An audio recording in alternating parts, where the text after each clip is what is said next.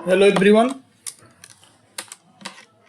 आप सभी को apex institute of life science की तरफ से नए साल की बहुत सारी हार्दिक शुभकामनाएं।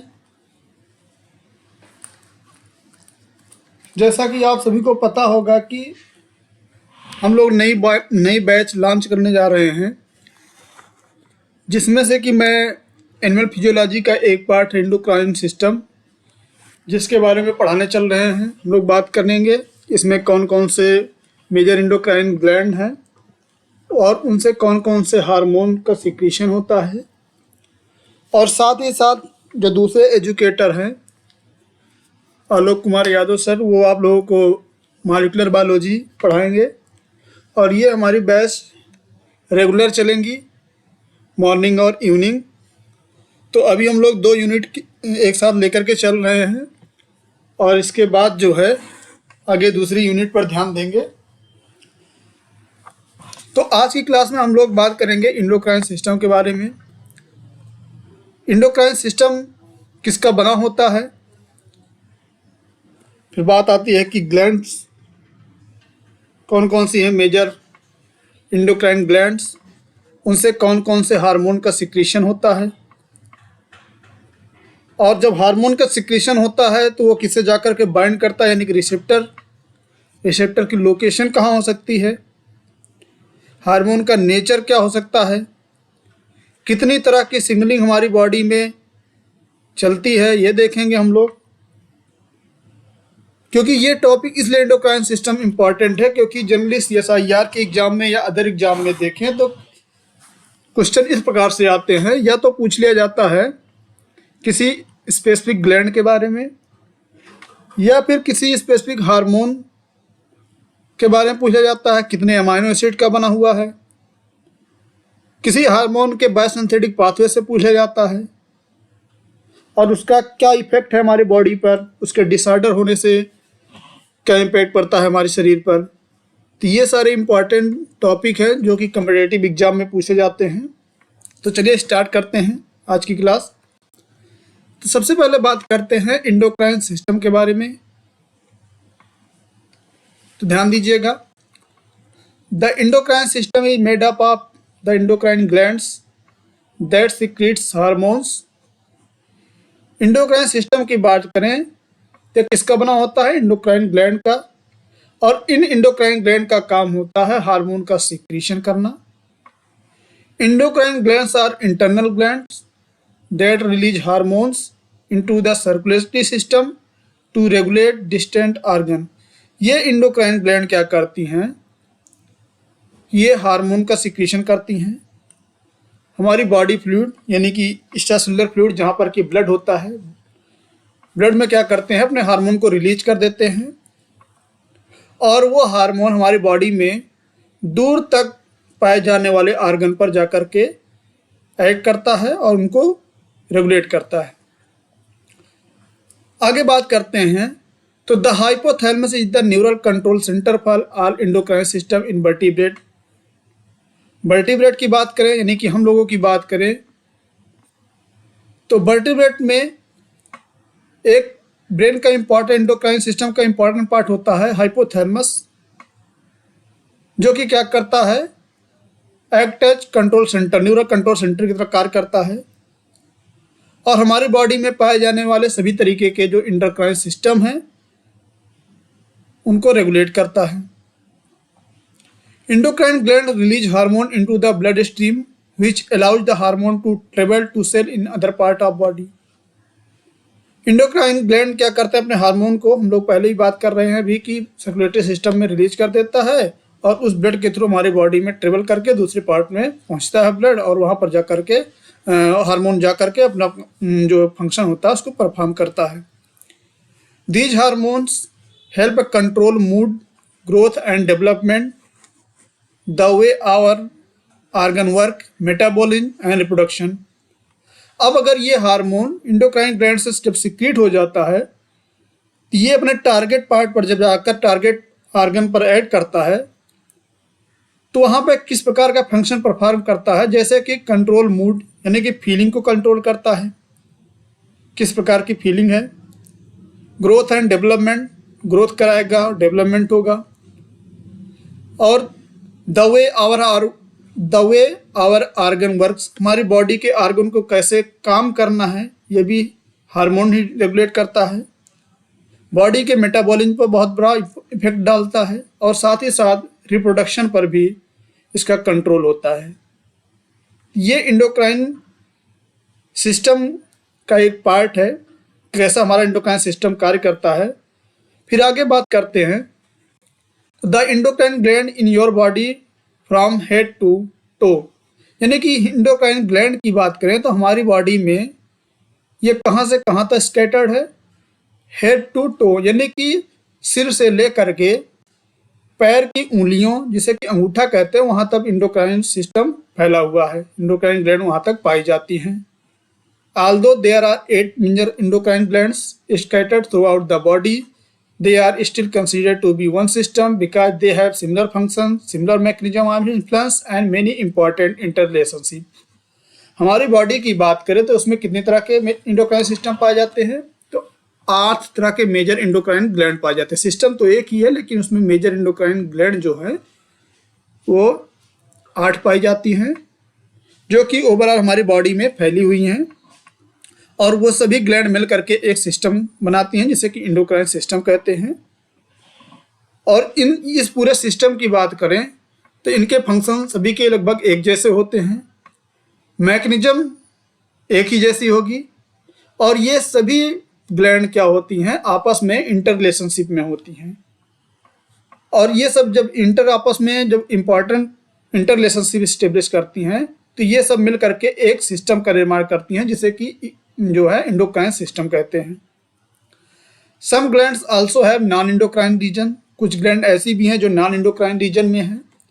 दे have function other than hormone secretion, कुछ ग्लैंड हमारी बॉडी में ऐसी भी हैं जो कि नॉन एंडोक्राइन रीजन में हैं जिनका की काम जो है हार्मोन का सिक्रीशन करना नहीं है।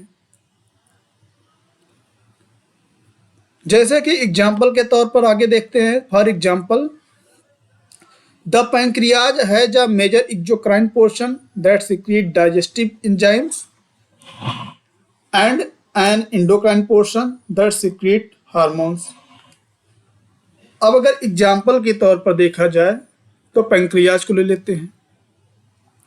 पैंक्रियाज की बात करें तो उसके 2 पार्ट हैं, एक एक्सोक्राइन पोर्शन है जो कि डाइजेस्टिव एंजाइम का सिक्रीशन करता है और दूसरा पार्ट है एंडोक्राइन पोर्शन जो कि हार्मोन का सिक्रीशन करता है। यानी कि इनमें दोनों तरह की ग्लैंड पाई जाती हैं, यानी कि दोनों तरह के पोर्शन पाए जाते हैं, एक्सोक्राइन और एंडोक्राइन दोनों तरह के। फिर आगे बात करें तो the ovaries and testis secrete hormone and also produce the ओवा एंड स्पर्म। ओवरी और टेस्टिस की बात कर दिया जाए तो इनका काम भी है हार्मोन का सिक्रीशन करना और हार्मोन के सिक्रीशन के साथ साथ इनका काम है प्रोडक्शन करना, जैसे कि ओवरीज का काम है ओवा प्रोड्यूस करना और टेस्टिस का काम है स्पर्म प्रोड्यूस करना। सम organs such as stomach, intestine and heart produce hormone but their primary function is not hormone secretion।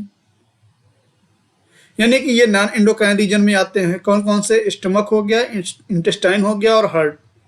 ये हार्मोन का सिक्रीशन तो करते हैं लेकिन जो इनका प्राइमरी रोल है वो हार्मोन का सिक्रीशन करना नहीं है, तो ये नॉन एंडोक्राइन पोर्शन में आते हैं, नॉन एंडोक्राइन रीजन में आते हैं। आगे देखें तो कौन कौन सी मेजर एंडोक्राइन ग्लैंड हमारी बॉडी में है। तो मेजर एंडोक्राइन ग्लैंड मेल और फीमेल दोनों की बात करें तो इस प्रकार की हैं, जैसे कि पीनियल ग्लैंड हो गई, pituitary gland, thyroid gland, thymus gland, adrenal gland, pancreas. Female में देखा जाए तो ओवरीज और मेल में टेस्टिस। ये जो है 8 तरह के मेजर एंडोक्राइन ग्लैंड हैं जो कि हमारी बॉडी में पाए जाते हैं, यानी कि ह्यूमन बॉडी में पाए जाते हैं, याद रखिएगा। अब बात करते हैं पार्ट्स ऑफ ग्लैंड। अभी हम लोग बात कर रहे थे कि कुछ एक्सोक्राइन पोर्शन है और कुछ एंडोक्राइन पोर्शन, यानी कि एक्सोक्राइन ग्लैंड कौन सी है, एंडोक्राइन ग्लैंड की बात करें, दोनों में डिफरेंस क्या है तो ध्यान दीजिएगा। एक्सोक्राइन ग्लैंड जो होती हैं उनका काम होता है maintain maintain contact with the body surface by a duct. ये क्या करती हैं? मेंटेन करती हैं कांटेक्ट को with the body surface, body surface के साथ कांटेक्ट को मेंटेन करती हैं। और किसके द्वारा? By a duct. और जो डक्ट होता है वो क्या करता है? Epithelial tube that's direct secretion to the surface, direct करता है सिक्रीशन को सरफेस पर। तो ये काम है एक्सोक्राइन ग्लैंड का। और एग्जाम्पल क्या है एक्सोक्राइन ग्लैंड का? जैसे कि tear gland, sweet gland and mammary gland, ये एक्सोक्राइन ग्लैंड के एग्जाम्पल हैं। दूसरी ग्लैंड बात करें तो वो है एंडोक्राइन ग्लैंड। इनका कोई कांटेक्ट नहीं होता है बॉडी सरफेस से और इनमें किसी भी तरीके की डक्ट नहीं पाई जाती, इसलिए इनका नाम एंडोक्राइन ग्लैंड है।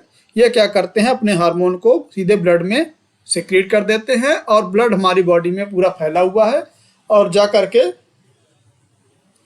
पूरे बॉडी में दूर तक स्थित ऑर्गन पर जा करके वो हार्मोन ऐड करता है और उस तरीके से बॉडी को सिग्नल मिलता है जिसे कि रेगुलेट करता है हाइपोथैलेमस, क्या करना है, कैसा करना है, वो वही बताता है रेगुलेट करके, कंट्रोल करके। ध्यान दीजिएगा, जैसे कि liver, gonads and pancreas have endocrine and exocrine function, दोनों फंक्शन हैं इनके। लीवर, गोनैड और पैंक्रियाज के दोनों तरह के काम हैं, इंडोक्राइन और एक्सोक्राइन दोनों तरह के कार्य हैं।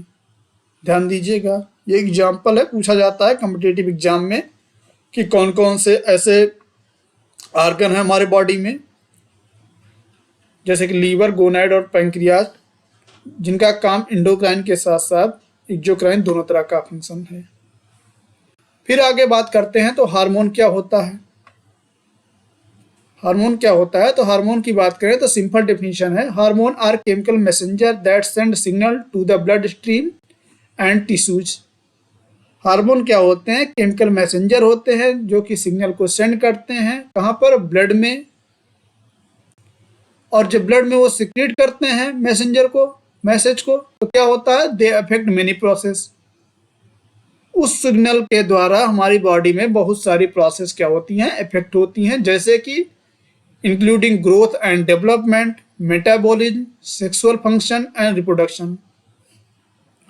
तो अगर हार्मोन को सिंपली डिफाइन करें तो हम लोग ये कह सकते हैं कि हार्मोन एक केमिकल मैसेंजर है जिसका काम होता है सिग्नल को सेंड करना ब्लड में, और जब सिग्नल हमारे ब्लड में आता है तो उससे बहुत सारी प्रोसेस अफेक्ट होती हैं, जैसे कि बॉडी की growth, development, metabolism, sexual function and reproduction. Then आगे बात करते हैं तो hormone are classified into 4 types based on their chemical structure. Chemical structure के बेस पर हार्मोन को 4 तरीके से क्लासिफाइड किया गया है, जैसे कि peptide hormone, steroid hormone, amino acid derivative hormone और फैटी एसिड डेरिवेटिव हार्मोन। ये 4 तरीके के क्लासिफिकेशन हार्मोन के हैं on the basis of hormonal chemical structure. फिर आगे बात करते हैं कि इन हार्मोन का ट्रांसपोर्टेशन कैसे होता है हमारी बॉडी में। तो हमारी बॉडी में हार्मोन का जो ट्रांसपोर्टेशन होता है वो 2 तरीके से होता है। In human, hormone are transported by the circulatory system in free form and bound form. जब हार्मोन हमारी बॉडी की सेक्रेशन में आ जाता है, बॉडी के सर्कुलेशन में आ जाता है, तो यह 2 तरीके से ट्रांसपोर्ट होता है। कौन कौन से टाइप हैं? इन फ्री फॉर्म, एक तो फ्री फॉर्म में और दूसरा है बाउंड फॉर्म। ये 2 तरीके के ट्रांसपोर्टेशन के तरीके हैं। फ्री फॉर्म में ट्रांसपोर्टेशन उन्हीं हार्मोन का होता है, all peptide and proteinaceous hormone, जो हार्मोन पेप्टाइड्स नेचर के हों और प्रोटीनेशियस हों। अब पेप्टाइड और प्रोटीनेशियस में डिफरेंस क्या होता है? अमाइनो एसिड का, जनरली अमाइनो एसिड का डिफरेंस होता है। जनरली 50 से 55 अमाइनो एसिड की बात करें, उनसे छोटी जो चेन होती है उनको पेप्टाइड हार्मोन कहते हैं, और उनसे बड़े जो अमाइनो एसिड पेप्टाइड होती है उनको प्रोटीनेशियस हार्मोन की कैटेगरी में रखा गया है, याद रखिएगा। दूसरी कैटेगरी है हार्मोन ट्रांसपोर्टेशन की बाउंड फॉर्म, और बाउंड फॉर्म में उन्हीं हार्मोन का ट्रांसपोर्टेशन होता है जिनका नेचर स्टेरॉयड होता है और वो थायराइड ग्लैंड से सिक्रीट होने वाले हार्मोन होते हैं। यानी कि ऑल स्टेरॉयड हार्मोन और थायराइड हार्मोन का ट्रांसपोर्टेशन जो है बाउंड फॉर्म में होता है। यह ट्रांसपोर्टेशन का मेथड है हार्मोन के। फिर बात करते हैं location of hormonal receptor. Hormonal receptor की लोकेशन कहाँ कहाँ हो सकती है। ये आपको दो डायग्राम दिख रहे हैं, एक सिग्नलिंग सेल है, एक टारगेट सेल है। सिग्नलिंग सेल ऐसे सेल को कहते हैं जिनका काम होता है सिग्नल को सेंड करना, और टारगेट सेल ऐसे सिग्नल होती हैं जहाँ पर उनके रिसेप्टर पाए जाते हैं, उस सिग्नल के रिसेप्टर पाए जाएंगे और वो जो है सिग्नल जाकर रिसेप्टर से बाइंड करेगा। इस तरीके से जो है सिग्नल आगे प्रोसीड होता है।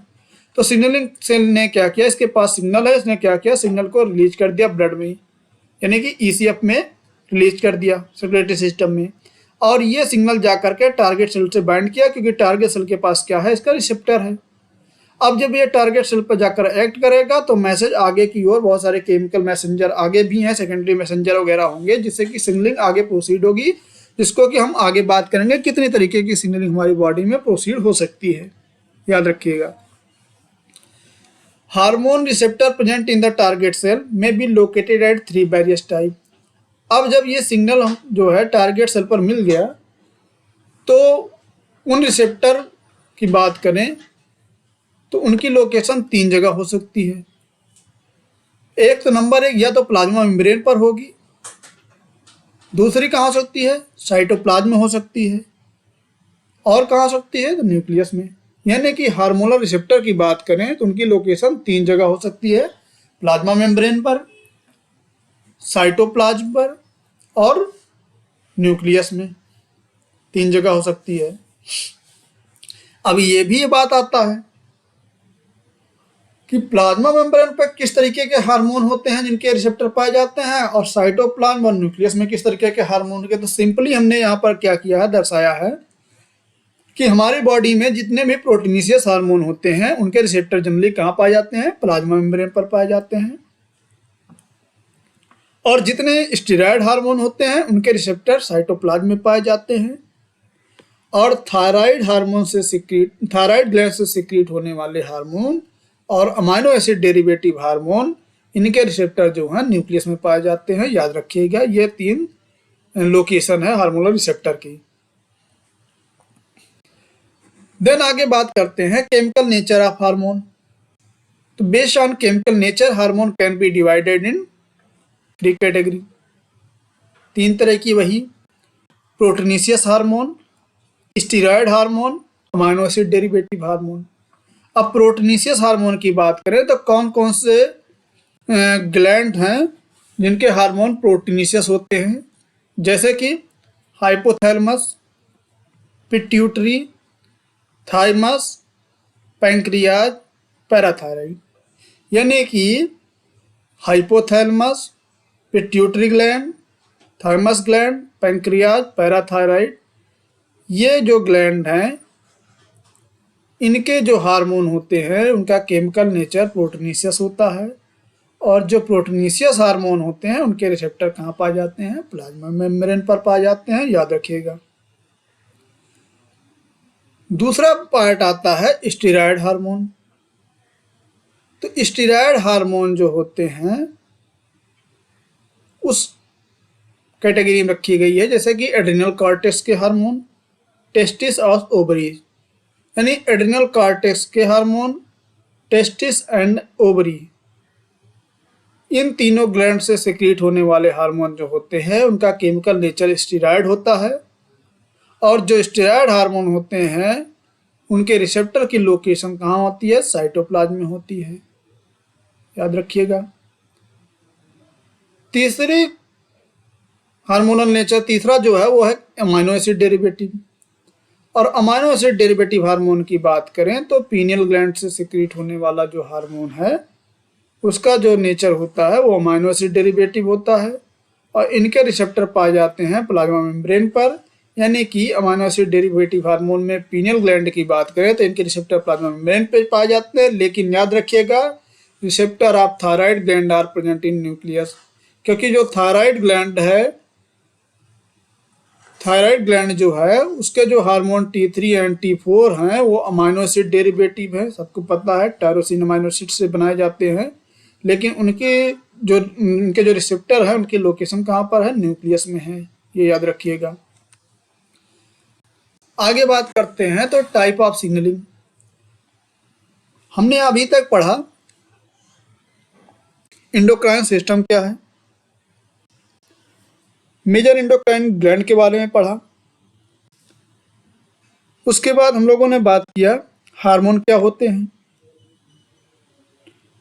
हार्मोन किससे बाइंड करता है, रिसेप्टर के बारे में पढ़ा, उनकी लोकेशन कहाँ कहाँ हो सकती है, केमिकल नेचर क्या हो सकता है हार्मोन का, कौन कौन से ग्लैंड से सिक्रीट होने वाले हार्मोन का क्या केमिकल नेचर होगा, ये बात कर लिया। अब ये जो सिग्नल प्रोसीड हो रहा है, यानी कि सिग्नलिंग सेल से लेकर के टारगेट सेल के बीच में जो सिग्नल प्रोसीड हो रहा है वो कितनी तरीके के सिग्नलिंग के द्वारा कन्वे होता है। तो हमारी बॉडी में ध्यान दीजिएगा, there are 4 basic categories of chemical signalling found in multicellular organism. 4 तरीके की बेसिक कैटेगरी है केमिकल सिग्नलिंग कन्वे करने की, जैसे कि paracrine signalling, autocrine signalling, endocrine signalling और सिग्नलिंग बाय डायरेक्ट कांटेक्ट, जिसे कि जस्टाक्राइन सिग्नलिंग के नाम से जानते हैं। अब एक एक करके ध्यान दीजिएगा इंडोक्राइन सिग्नलिंग कैसे प्रोसीड होती है। इंडोक्राइन सिग्नलिंग में क्या होता है, a cell target a distant cell through the blood stream. इसमें एक सिग्नलिंग सेल होती है और एक टारगेट सेल होती है। सिग्नलिंग सेल क्या करती है कि अपना जो सिग्नल होता है उसको ब्लड स्ट्रीम में यानी कि सर्कुलेटरी सिस्टम में क्या करती है, अपने सिग्नल को रिलीज कर देती है, और टारगेट सेल के पास उसका रिसेप्टर होता है, जाकर के बाइंड करता है। इस तरीके से सिग्नल पूरे बॉडी में दूर तक जो जब ब्लड में रिलीज कर दिया तो दूर तक जाकर के जो है सिग्नलिंग प्रोसीड हो जाएगी। एक ये तरीका है जिसे बोलते हैं इंडोक्राइन सिग्नलिंग। दूसरा तरीका ये है सिग्नलिंग का पैराक्राइन, जैसे कि इसमें क्या होता है, a cell target a nearby cell. इसमें जो सेल का जो टारगेट होता है वो पास पड़ोस की पाई जाने वाली जो सेल होती हैं उन्हीं पर होता है। सिग्नलिंग क्या करती है कि सिग्नल को सिक्रीट करती है और अपने पास पाए जाने वाले सेल पर रिसेप्टर होते हैं उसके पास वाले पे, वो क्या करता है, जाकर सिग्नल उस पास वाली सेल पर जाकर के एक्ट करता है, इसलिए नाम दे देते हैं पैराक्राइन सिग्नलिंग। तीसरी तरीके की जो सिग्नलिंग है वो ऑटोक्राइन सिग्नलिंग। अ सेल टारगेट इटसेल्फ। इसमें क्या होता है, सिग्नलिंग सेल खुद से क्या करेगी, सिग्नल को सिक्रीट करेगी और उसके रिसेप्टर अपने ही सेल पर खुद उसी सिग्नल पर पाए जाएंगे। इस तरीके से वह सिग्नल खुद अपने आप ही ले लेगी सेल। इस तरीके के सिग्नलिंग को क्या देते हैं नाम, ऑटोक्राइन सिग्नलिंग। चौथे तरीके की जो सिग्नलिंग है वो कॉन्टैक्ट डिपेंडेंट है। कॉन्टैक्ट डिपेंडेंट मतलब कॉन्टैक्ट होगा दोनों सेल का। Cell must physically interact to initiate signalling. जब दोनों सेल आपस में क्या करती हैं, पास आ जाती हैं और कॉन्टैक्शन होता है, कॉन्टैक्ट में आती है, इंटरेक्शन होता है, तब सिग्नलिंग प्रोसीड होती है। तो ये चौथी तरीके की सिग्नलिंग हो गई, जैसे कि जस्टाक्राइन सिग्नलिंग के नाम से भी जानते हैं। तो ये 4 सिग्नल ट्रांसमिशन सिस्टम, 4 तरह का सिग्नल ट्रांसमिशन सिस्टम है जो हमारी बॉडी में पाया जाता है, याद रखिएगा। अब देखिए तो major exocrine and endocrine gland and its hormone, ये हमारे जो है बॉडी में पाए जाने वाले मेजर एक्सोक्राइन और एंडोक्राइन ग्लैंड हैं और उनसे कौन कौन से हार्मोन का सिक्रीशन होता है, ये एक डायग्रामेटिक हमने जो है रिप्रेजेंट किया है। और आगे की क्लास में हम लोग डिटेल में एक एक ग्लैंड के बारे में पढ़ेंगे, जैसे कि सबसे पहले पीनियल ग्लैंड के बारे में पढ़ेंगे, उससे सीक्रेट होने वाला हार्मोन का नाम क्या है, किससे सिंथेसिस होती है और उसका फंक्शन क्या है, और उसके डिफेक्ट होने से हमारी बॉडी पे क्या प्रभाव पड़ता है। हर एक एक हार्मोन के बारे में हम लोग जो है बात करेंगे, याद रखिएगा अगली क्लास में। तो ये आज की क्लास थी जिसमें कि हम लोगों ने बेसिक इंट्रोडक्शन पढ़ा एंडोक्राइनोलॉजी सिस्टम का। अगली क्लास में हम लोग पीनियल ग्लैंड के बारे में पढ़ेंगे। तब तक के लिए धन्यवाद।